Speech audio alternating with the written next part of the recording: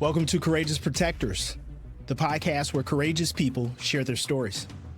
I'm your host, Lou Arnold II, and every other week I will bring you stories of people who have overcome the challenges of life, displaying resilience and strength to us all.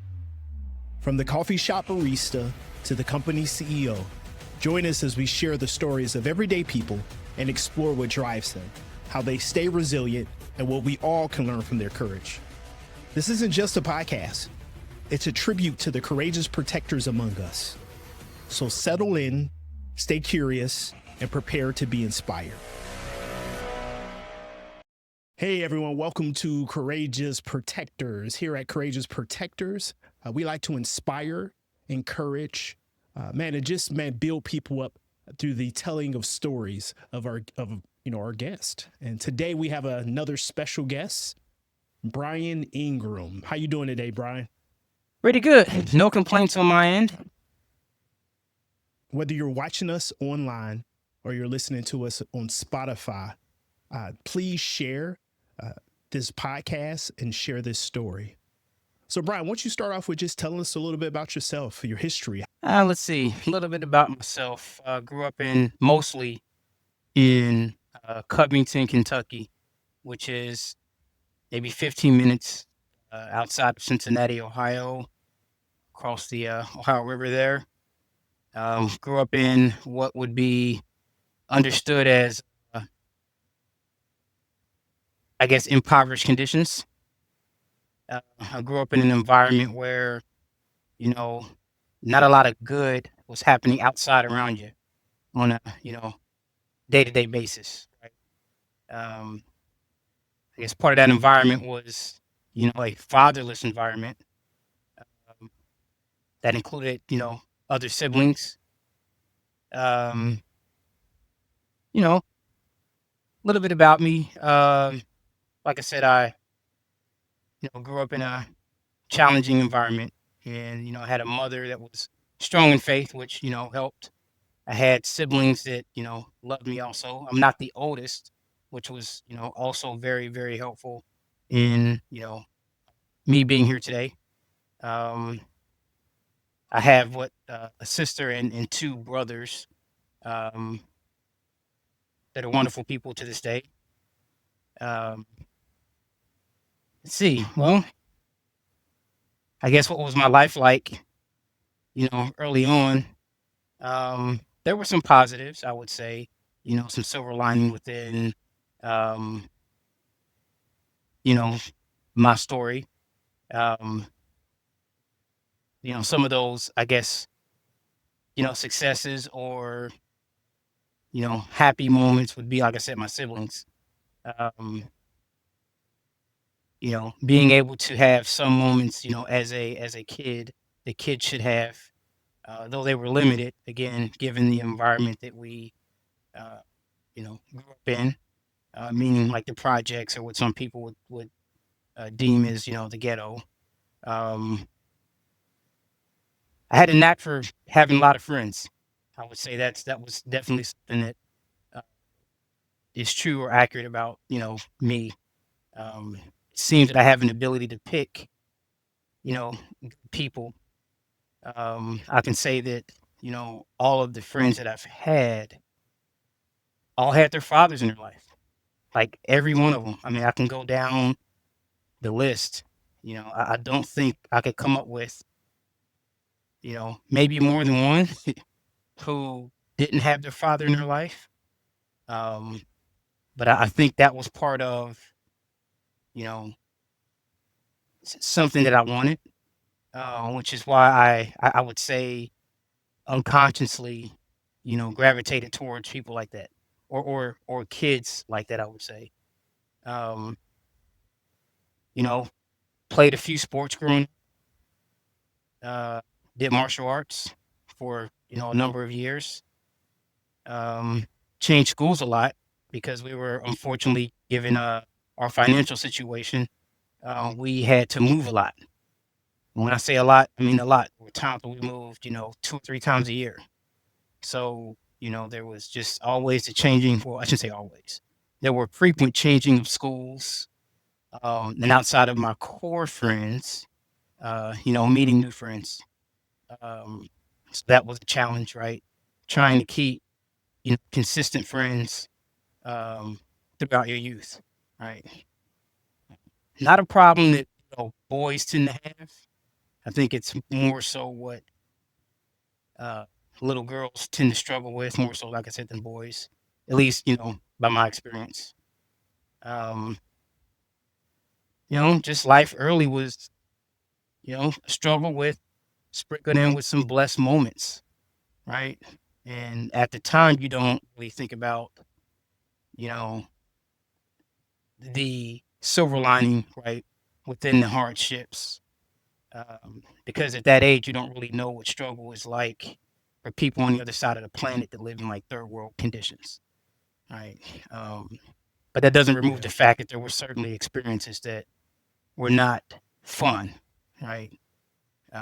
Because I could have easily, like a lot of guys that I knew of, not necessarily friends, in some cases, few friends, but more than, uh, in general, just the people around, right? People that you were exposed to. I can count on one hand, right? And I think I may have said this before, of the people that have never been, locked up that I grew up around, right?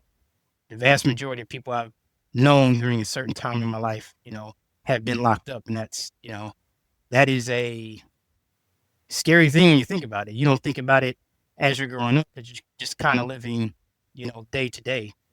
Um, but when you sit back and think about it, it's like, to not have my sister, youngest sister, you know, be pregnant at a young age, not to have any of my older brothers ever go to jail, right? You know, being raised by a single parent, a mother at that, all the ratios and the and a lot of the things that come with that, right? Mhm. But we Yeah. were, even though we have some struggles as men, right? We certainly have been blessed because it could have been far worse, right? And that's one of the things that I try to balance myself with whenever I think about the what some may see as being robbed, right? Robbed of experiences, right? From a father perspective. Um, and certainly it's not necessarily incorrect, but I think it doesn't an individual well to hang on to that, right?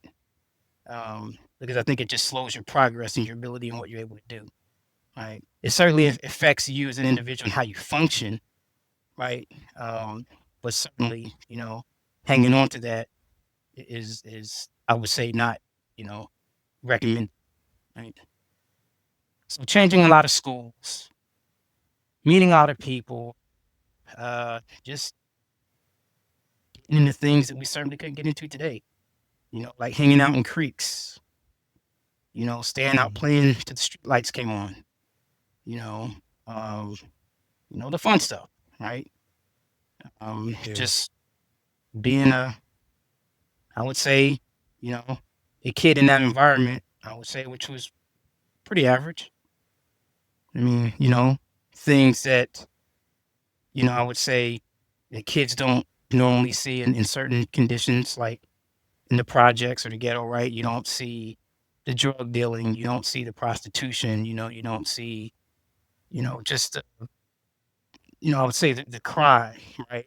Some of the mayhem that goes on, right? Drive-by shootings, which I've been exposed to um, 3 times in my life, right?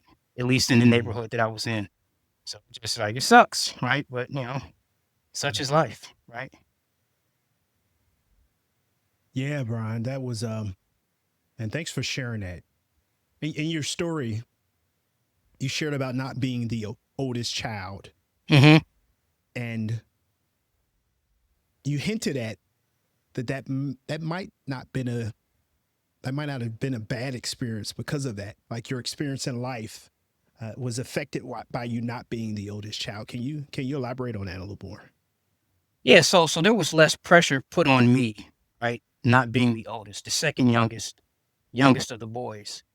Um, being the oldest, and being poor, right? Paired with not having a father in the house, in the household, right? Puts It makes you grow up faster, right? Poverty makes you grow up fast. Not having a father figure makes you grow up faster. And then being the oldest, compounds that, right? So, there were things that my brother failed at that I didn't have to fail at because I watched him fail at it, right? Um, Mm. there were mistakes that he made that I didn't make because I saw him make them, and he educated me on not to make them. Paired with some things that my mother did too, but he kept me from getting into trouble that I could have gotten in if I were the oldest. And by that, I feel like I had advantage over some of my siblings, right? Um, because of it, right? Um, being the oldest child and even the only child, like in those circumstances, it has its hardships. It really does. Watch my brother have to be the man of the house, at a very young age, right? We hustled to have, little odd jobs at an early age, just to keep our stomachs full, right? Just to be able to eat at certain points. My mother just couldn't afford it, right? Um, I remember when they got their first job, at their true job at the golf course, and they were caddies, right? And this was the golf course over on Erie Avenue. I forget, Hyde Park Country Club, I think it was. And they were caddies, and they loved it. And they was the first real time they were able to make money, right? They're I think freshman year in high school, and they were able to buy themselves school clothes, right? Because my mother really Mm. couldn't afford much. And like just what you were saying, what were some of the things that I would say that were I guess a blessing or uh, something where I didn't have to deal with that my older brother did. Like my two oldest brothers, they were the same in size and build, right? And they were only a grade behind each other, so they went to high school together. So they had to wear the same clothes. So they would switch clothes, right? Every other day, Mm. right? And then people noticed, right? And that was something that I didn't have to contend with in high school, right? So Mm. it's kind of like the silver lining thing. Just being the oldest child, you kind of have to, again, in certain conditions, you have to struggle through things. Right? It's not fair. It's just reality, right? And I can say that, he did a fantastic job up until his passing, right? Um, of managing that, right? In a lot of Mm. ways, it sounds odd with only him being 4 years older than me. Um, he was a father figure in certain ways. I know that may sound a little weird, but it's the truth, right? And that is just by default of, you know, me seeing him make mistakes and him educating me on what mistakes not to make, right? Yeah. While still being effectively a child himself. Yeah, Brian, and I've known you for more than half my life. When we became friends, I didn't know your brother wasn't around. Your brother had already passed. Hmm. But can you talk a little bit about your brother? Like, from my understanding, your brother was a pretty awesome guy. Was doing some amazing things. How about Yeah. you share with our audience those amazing things that your brother was doing? Yeah. So Lamont, yeah, he was interesting because I think part of his hard exterior was because he was the oldest child and he had to do things right. Um, he was certainly like a very loving brother, but he was tough, right? He was tough. As you can imagine, most older brothers are. Mm. Um, Lamont just, he really showed me what not to do and what to do in a lot of cases in life, right? Um, just an awesome guy. Like anytime I needed advice about something, right? He would have me in the room just talking to me, right? About the good and the bad of it. You know, first day of school, right? He was only 2 years older than me, but he was there. We went to the same school. Mm. Walked me to my class. I think he would have been in maybe the fifth grade, and I would have been maybe in kindergarten or first, maybe the first grade. Um, we walked to school together, which was an awesome experience, right? Up Yeah. until they went to middle school and, we switched. Um, but just a phenomenal guy, right? Just he loved me to death. He protected me. There were a lot of times where I would get into fights, and there was, one particular fight that I got into where, you know, he went and confronted the guy because the guy, of course, beat me up. He was a few years older than me. He did something I didn't like. I wanted to walk away from it. My older brother, he found out and he stepped in. Um, Mm. he taught me just a lesson about, behavior and, choosing your battles. Um, just like I said, he taught me things about how to be a man, right? It came down to, protecting your family, right? Yeah. Holding your word, right? And this is, like I said, this is guy, 14, 15, 16 years old, man. Like, you don't see that today. You just don't, right? And it's amazing when I think back at, just the life lessons that I didn't really understand at the time that translated well as I got, older to become a young man, right? As I progressed through life, even after his passing, it was like, hey, these are the things me and Lamont talked about, right? Mm. And they've been very, very valuable um, to me throughout my life. Um, and just, we could spend all night. He's just, like I said, he was a awesome dude. And I think the reason why it hurt so much was because of how close we were. I Mm. was on YouTube. What's today? Monday. I was on YouTube Thursday, and I came across a comment thread that talked about somebody losing a loved one, right? And my response effectively was, you don't ever really get past it.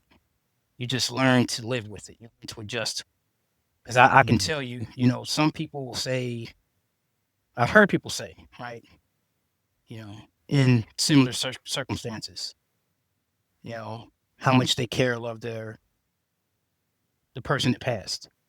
I can tell you that not a day has gone by since my brother's passed, and it's been 31 years last month, March, that not a day has gone past where I have not thought about him at some capacity, whether it was a Mm. happy moment, sad moment, just a brief something, right?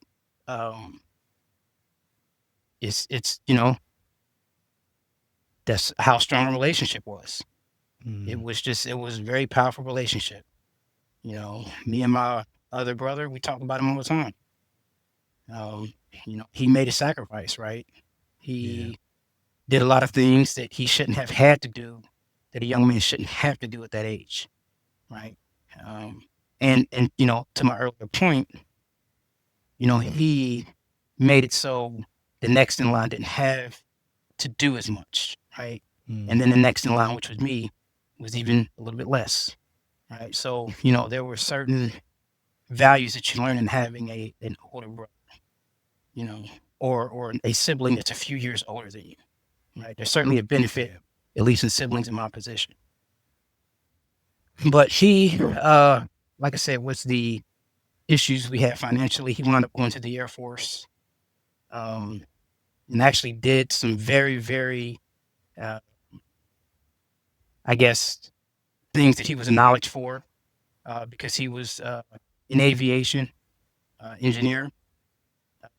And he fixed some sort of flaw with one of the stealth fighter airplanes. My mother has the award and the letter from, you know, the Air Force indicating this, and which Mm. was awesome, right? Yeah. And then, then that day happened, he was out and had an accident, you know, not by his doing, right? And he passed. So, and it's just crazy because to think that he was only 21, right? And I would have been 17 at the time. Um, it just doesn't, he doesn't, I remember when I was 21, and then I think about how young that is now as you know, an older man. It's mind blowing to know how mature he was, right? And Yeah. just how much responsibility we had, as young men, right? It was just makes me think about what kind of person he would be today. If I am where I am, and my other brothers where he's at, I always think about where he would have been. Yeah, Brian. Thanks for sharing that, man. Do you think through your story, like your brother serving in the military uh, honorably, did that inspire you when you think about that moment in your life, that call to adventure in your life when you decided to pursue the things that have shaped who you are today as a person and as far as your career is concerned? 100% did, because I didn't think there was anything for us, right? Um, for a long time. So he was a portion of just that, right? Motivation. Because I had some experiences that I didn't talk about, right? Being exposed to corporate at 12 years old, right? At the Mm, IRS, because we were in the condition we were in, the city had a program for youth and called, there were two programs, one called CCY, and for whatever other reason, they had another program called YCC, you know, politics, right? But I had the opportunity to work with at the IRS, right? Of course, as a gopher, making copies, sitting in meetings, getting lunch, right? I was only 12. mm, I wasn't able to do much. But I had the chance to work with the second in command, John, can't think of his last name. Um, but I got to meet a plethora of people um, that also helped steer me on my path. My brother going to the service was like, hey, there is a reality out there where you can be successful, right? And he's doing it, yeah. right? Um, that put a program in me, right? Because I was seeing people around me going to jail, dealing drugs, having babies. I remember there was a guy I worked with at, um, there was a shoe store called Cohen's at the time. I don't think they're around anymore. And I remember we left and this was maybe at like 1 something in the morning. And it was in Over the Rhine by the Finley Market, the shoe store was. And me and this kid were walking home. And Lewis, this kid was 14 years old. And I looked over, he just looked real depressed. And I said, what's wrong? He said, man, I got a baby and I'm not making enough money. And I just looked Mm, at him and said, man, he is my age and he has a child. Like that blew my mind to the mm, point where I understood it was very clear to me at that moment, you know, do not run around and be irresponsible out here, right? Making kids, even really having sex for that matter, which is yeah. another conversation as to why I waited so long, right? Seeing so many people, you know, get involved in that, you know, situation where they would have kids at a young age, man, and like the monumental struggle behind that was a deterrent for me, Mm, right? Um, and, I knew at that moment, among a few others, but that was a moment where I was like, whoa, like a 5 minute bad choice can turn into a years of struggle. And I'm thinking to myself, like, man, I'm already struggling. I don't need to mm, struggle more. Right. I said, there's no way I want to put myself in that predicament. And that was, another thing that, my brother would talk to me about. And I never really, it didn't hit me until I saw someone my age, right, with a human being, a baby. I'm just like, yeah, I can imagine. Yeah, it but sounds challenging, man. Lamont, yeah, his life propelled me to motivate me because, in the environment I was in, it it did not encourage you to do better. It and certainly encouraged you to do bad. Um, so seeing him make it, and people that have it wouldn't even consider that as making it. They would just consider that as a thing to do, a step on in the pathway, step on the stairwell. Where people like me, we saw that as making it, right? Mm, And yeah. it was just, nuts again thinking about that now because it's, there's a whole lot more to life, but it kind of turns the page on, you know, it makes you think and wonder, you know, that there's a need for people who don't, in those circumstances, right? There's a need to educate them, right? So that there is a beacon of, hey, there is a way, for you to do better and live a better life, right? And have things you Mm, want, right? And there's a lot of times you don't. you don't have enough of that. So, like I said, my brother was that for me and my other siblings at least. And I think that was one of the things that helped steer me away from, you know, the path of what some would perceive as destruction, right? Yeah. Yeah. So it sounds like you had your brother. Your brother Mm-hmm. encouraged you, right? He was a great example. You had the encounter with the 14-year-old that had a child, and you're like, hey, that's not the life that I want to live. Mm-hmm. And also, like your faith, like talk a little bit about your faith, your mother, and her faith, and just where that led you. And yeah, man. And then I would just love to hear about your first experience where you're like, hey, you made the decision that you know the career path that you want to follow, and you began to follow that path. So as far as, faith, you know, I believe in God, Christian, though I don't behave the way I should always, even though a lot of us struggle with that. We grew up in a system which, I think was part of why we did not get into major trouble, right? Or have a bunch of kids. My mother kept us in church. I mean, I would say to a point it burnt us out, though I will say it kept us out of trouble, right? Because we Mm-hmm. started off as Jehovah Witnesses, me at 2 or 3 years old, right? And I always thought that that was not, it just didn't feel right to me. Even as Mm-hmm. a child, it was just a weird sensation, a weird feeling. But at some point, we started going to Christian churches. Mm-hmm. And, like I said, with, you know, my mother being deeply rooted, um, we would be in church all day, man. Like when I say all day, yeah, church bus will come and get us at 7:30.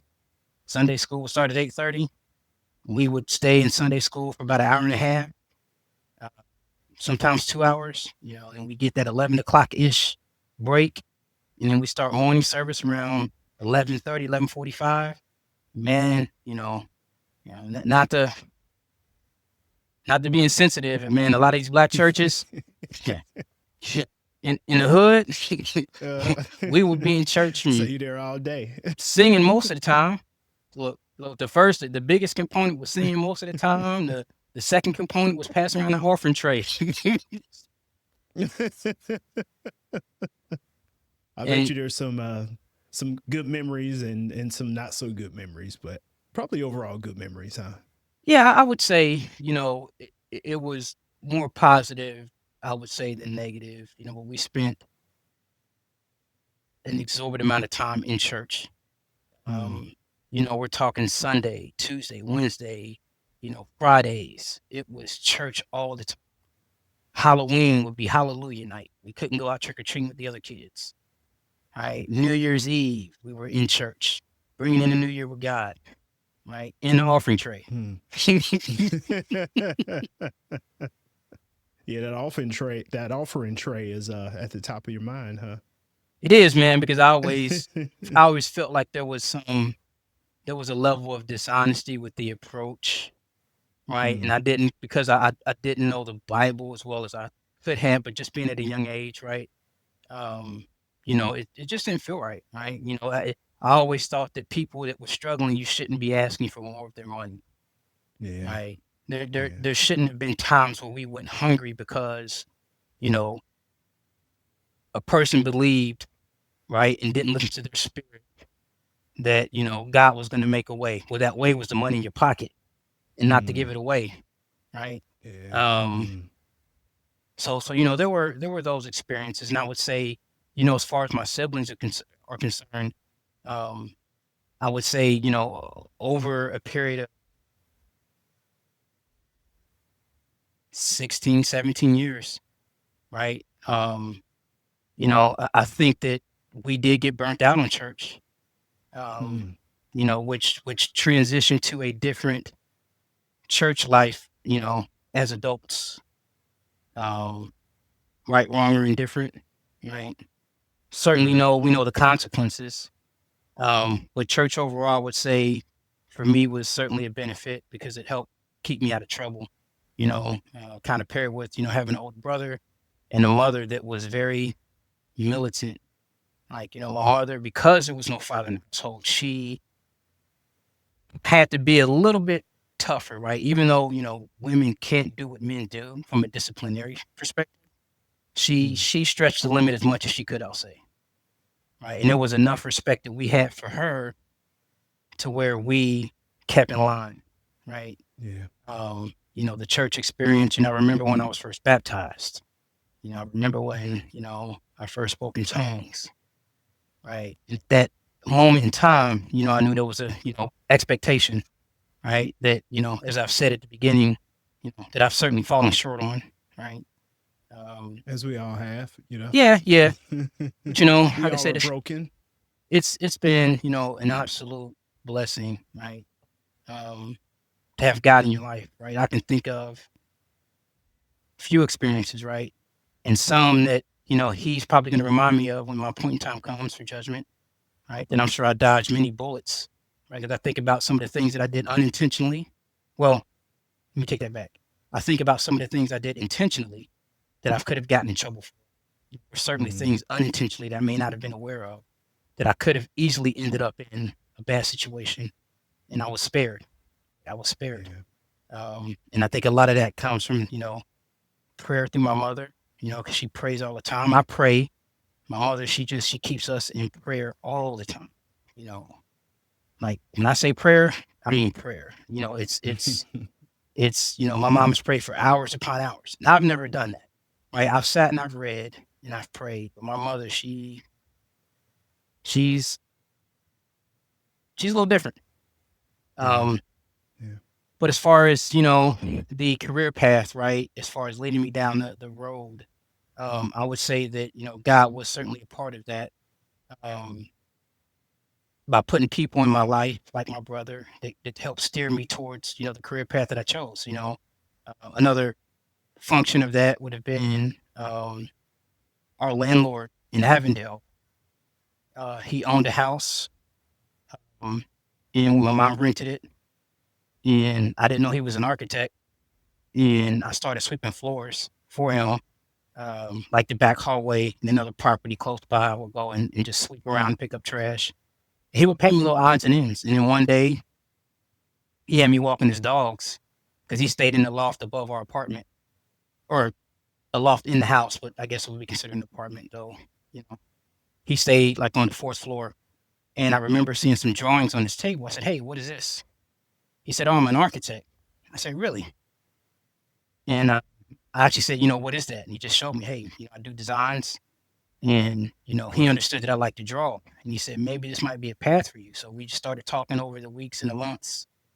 And I started gravitating towards, architecture and construction and engineering because I was always putting stuff together, building bikes from scratch, as a 7, 8 year old, um, doing drawings all the time, artwork, and just interested in construction, So that was another, I guess, pivotal point, meeting him. And I still know him to this day. He works for the city. Greg Rowe is his name. And he, like I said, he really helped um, expose me to that aspect of life, right? Um, that, like I said, paired with, my experiences with Christ, paired with the IRS, right? Paired with my brother, right? It showed me a way that you can have a productive life without going down the path of, crime effectively.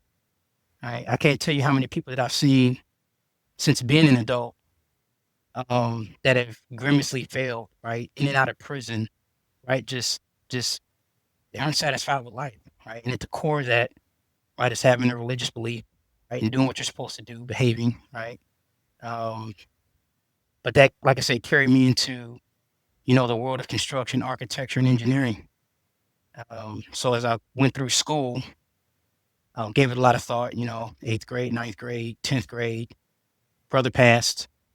Then I was thrown off my center, right? I didn't really care about much. I didn't have school was not a focus anymore. I almost failed out of school. Um, and then, I got back on track. One of my high school buddies, kept encouraging me to, take the ACT or the SAT. right, so that I can go ahead and get into college.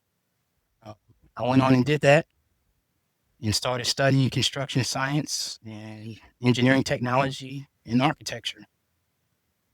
Struggled through school, right, while most of my friends was on was was out being a cop and having the bachelor life that most guys would love to have. I was in school being a geek, right? Going to school, taking 22 to 26 credit hours at some instances, right? And that Mm. would be 7 to 8 classes a quarter, right? And the average person was taking 3 to 4, right? So I was doubling that. So I was in school all day long. When I say all day, my first class would start like around 8:30, 9 o'clock. In some terms, right, it varied. Um, and there were nights where I had like a 5.5 hour block from 6 p.m. to 11:30 physics classes, right? A lot of my engineering classes, right? It would be one night a week, but I would be in school for 12, 14-hour days, some days a week. And I did that for 4.5, 5 years. Um, Graduate with 2 degrees. Um, but it was an experience, right? Because it came with a whole lot of struggle, a whole lot of hustling, working a few hours here and there in between, right? When I could, a lot of weekends, a lot of not hanging out with friends, right? But A lot of it video was, games. yeah, I will say this: my infatuation with video games, at that point in time, it was my outlet. It was something quick that I could do without going outside and getting into trouble. I could say that if I Hmm. did not play games, I would probably have gotten into far more trouble, right? And yeah, it's like I said, man, life is interesting. Um, but that turned me onto my career paths. You know, getting into construction and architecture. You know, I had a desire to be a home builder. So even though my all my education and experience was in commercial construction, particularly hospitals, I've been involved with pretty much every major hospital in the city of Cincinnati. St. E's, Children's, Christ, uh, uh, good God, a lot of them, right? Projects all over the place. UC, um, most of my experience, like I said, has been in hospitals, and I Mm. chose to go the residential route because I had a desire to build homes. Right, a lot of my Yeah. a lot of my college buddies looked at me sideways, like, "Man, you went all this way just to build houses?" And I said, "Yeah." So graduated, got a job with Ryan Homes, which turned out to be an experience. Right, um, that lasted about 2 years, and then I laid off because of some underlying circumstances with leadership. Which I think, again, was a blessing in disguise because I, ended up where I am today. So I think that was part of the process, right? Where having Yeah. that experience and not losing faith, right? Um, and then being able to pivot and having the experience, right? Because I was only jobless once I was laid off from Ryan Homes. I was only jobless for like 3 days. I had an Mm. interview. Let's say I was late. I was promoted by Ryan Homes on a Wednesday. I remember this definitive. They were going to make me the structural reviewer for all the houses. So I would go out and I would look at all the structural configurations, making sure everything was the way it was supposed to be per the print. It's effectively like an inspector or a pre-inspector. Um, and then I got called in on that Friday. I was laid off, right? So it blew my mind. Um, and that Tuesday, I made some calls that Friday afternoon, followed up with some calls on Saturday, and then I had a job on Tuesday, right? And Wow. that's when Yeah. you and I, we were roommates at the time, uh, and I could hear certain things between the floorboard. Being that my room was, underneath yours. From a gas perspective, we'll leave it at that. While Oh having man. while having the headset on playing games, I could still hear the rumbling. So yeah, That's just something that when two guys, yeah, man, you the was a ladies are K. not like that, but that's just something that us as men we kind of pass gas and keep it moving, right? Yeah, you know, that was a medical feat. But yeah, so yeah, we were roommates at the time, and then when I got laid off, and I wound up getting transferred down to Louisville, if you remember. So we were living in that house like 2 streets over from your parents I at the remember that. time. Yep. And like I said, when I got laid off, I wound up getting that job and transferring to Louisville. Right. And then, from there was just, pretty much, good life lessons. And then moving on to Procter and Gamble out of the hard construction, some would call it, to facilities. Right. Did that for a couple of years and then transitioned to banking construction, which is what I do now. Um, with one of the largest banks in the country. And absolutely love it. Right. Build buildings, right? Mhm. Manage the process from the deal making, to handing the keys over to the occupants. Right. Um, it's been a good experience, right? And like I say, I guess taking it all back to, the what kind of guided me, right? Meeting those people and having those experiences at an early age to be able to see that there is a possibility for opportunity, beyond what I saw outside of my door, right? Yeah. From, like I said, just the crime that existed around us, man, all the time. Like, I look at my kids now, and there is no way I would want to have them in the environment that I grew up in, right? No Mhm. way possible. I won't even allow my kids to go outside and play in the same environment that I had to play in, right? Just no Yeah. way possible. Um, but like I said, circumstances, you adjust to your environment as best you can, and if you make it out, you know, God be the glory. If you don't, yeah, it's unfortunate, but it's life, right? Yeah. Yeah. And God still gets the glory, right? Hmm. He still gets the glory. Man, so Brian, your story has just been one of adventure. So much adventure. I can see the ups and downs, the inspiration, the mentors in your life, uh, an awesome career. Since I've been knowing you, I've seen you rise and pursue something that you dreamed of doing your entire life. And right now, you're doing something else new, right? Not only do you have this awesome career, but you have another adventure that you're pursuing. Do you want to talk about that a little bit? Yeah, so that would be a company that I started with another individual, um, where we do property management, right? Property acquisition, um, and it's something that we wanted to get off the ground, and we have, and it's going well. But there is certainly a price that has to be paid when you're playing on both sides of the fence.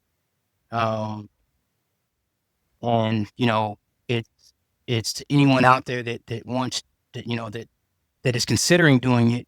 Just understand it just takes a lot of sacrifice, because it is trying, right? When you have a full time job already, right, and then you have aspects of a company, right, that demand a certain level of time, on top of time that you're supposed to devote to Christ, right, in your Christ life, and being married, right, and then being a father of a young child and a teenager, right. It is very, very tough, right, but not impossible, right. I think a lot of it has to do with the desire.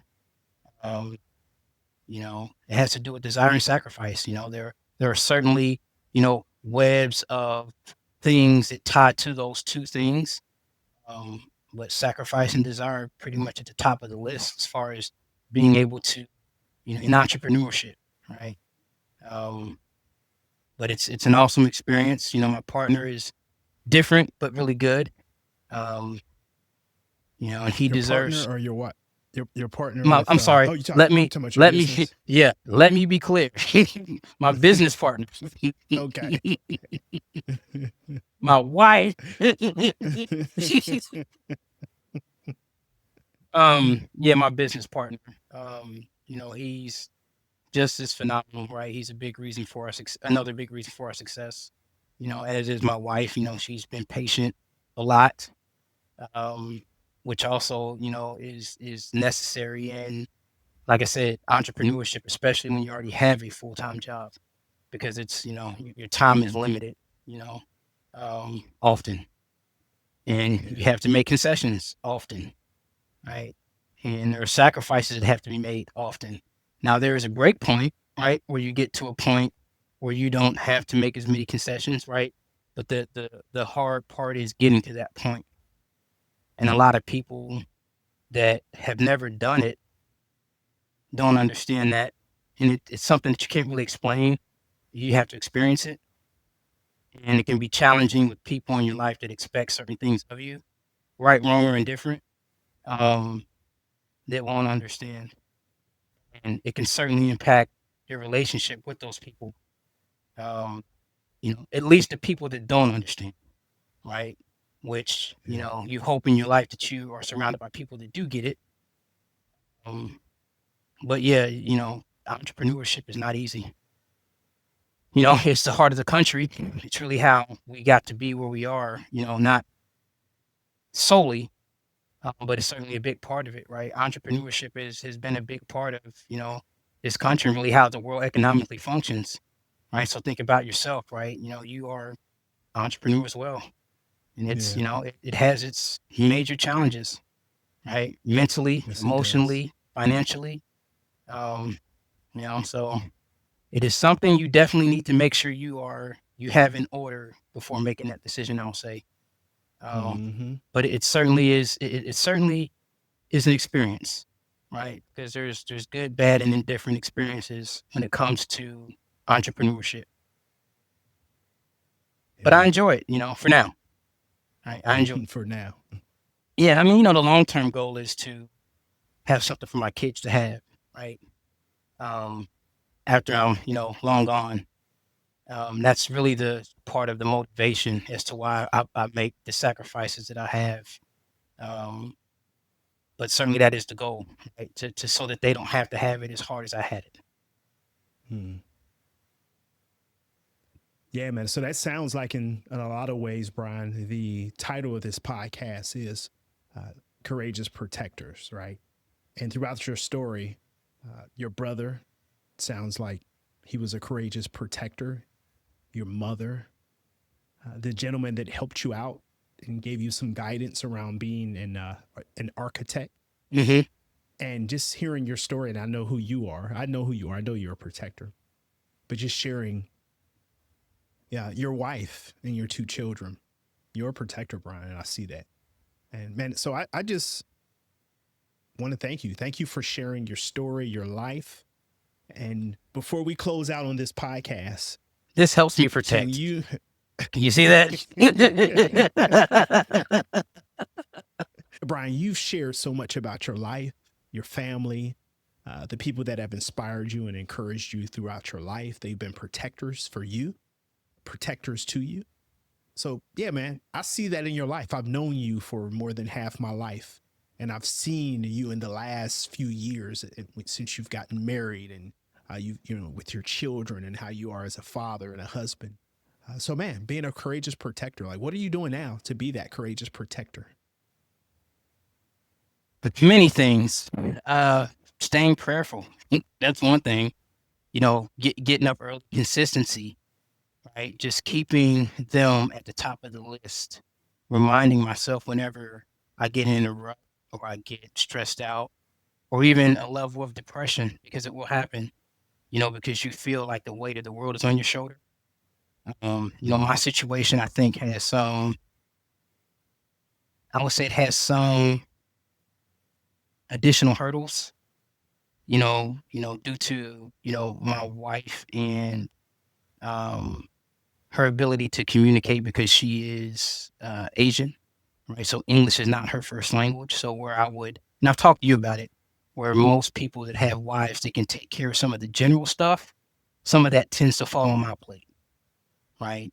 Mm, And as I share with you, you know, I understand that and I have accepted that, and even knowing it coming in the door, right? Because the way she is, as far as loving and caring in her heart, right, is certainly worth the trade off in my mind.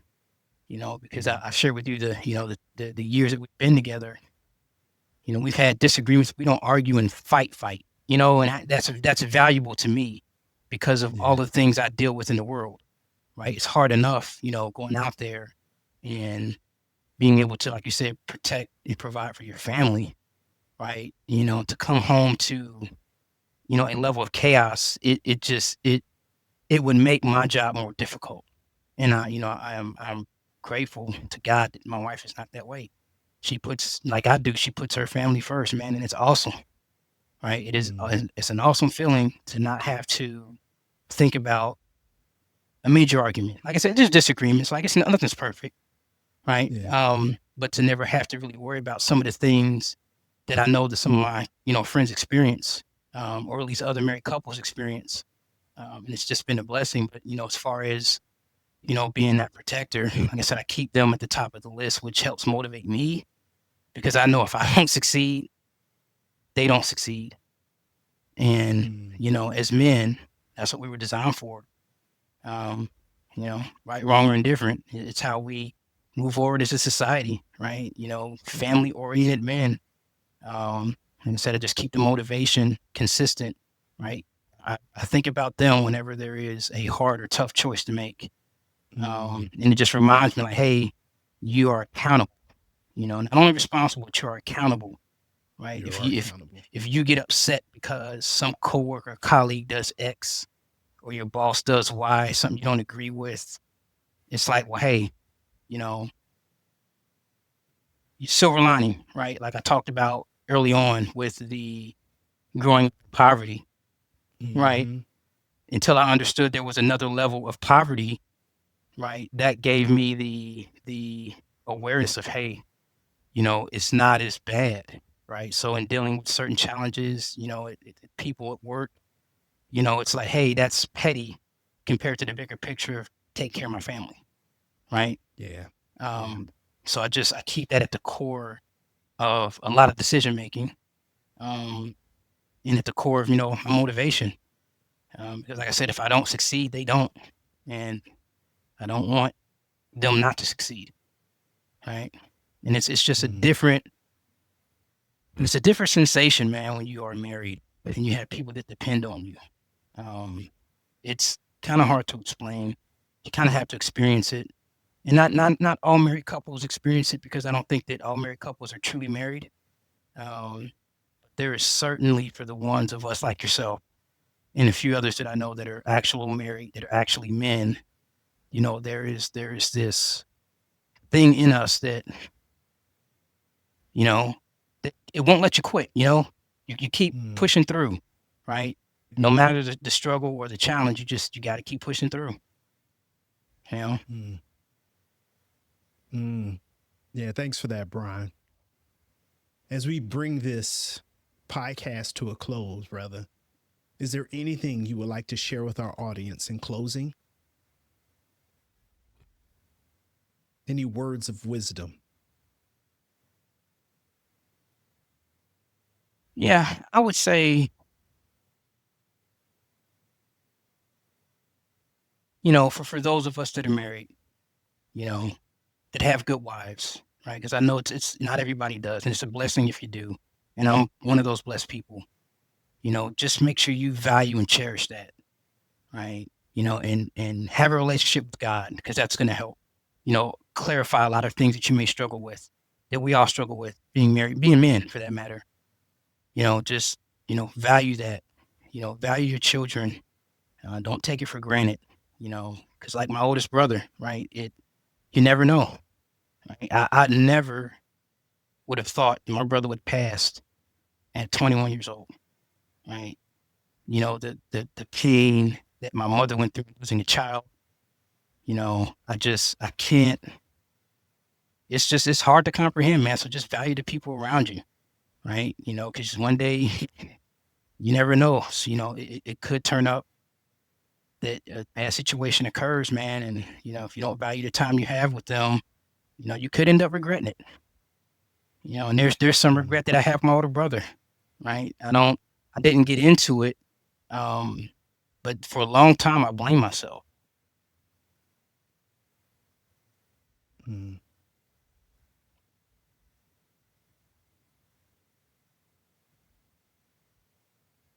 It's all right, brother.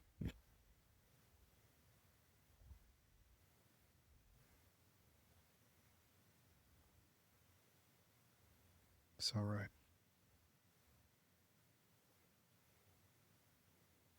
And thank you for sharing, Brian. Yeah.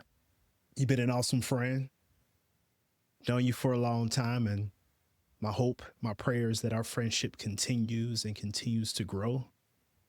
I picture a day when we're old and gray and we're sitting on the either my porch or your porch and rocking chairs, Mm-hmm. and our wives are bringing us sweet tea as we rock back and forth, reflecting on the life that God has blessed us with, man.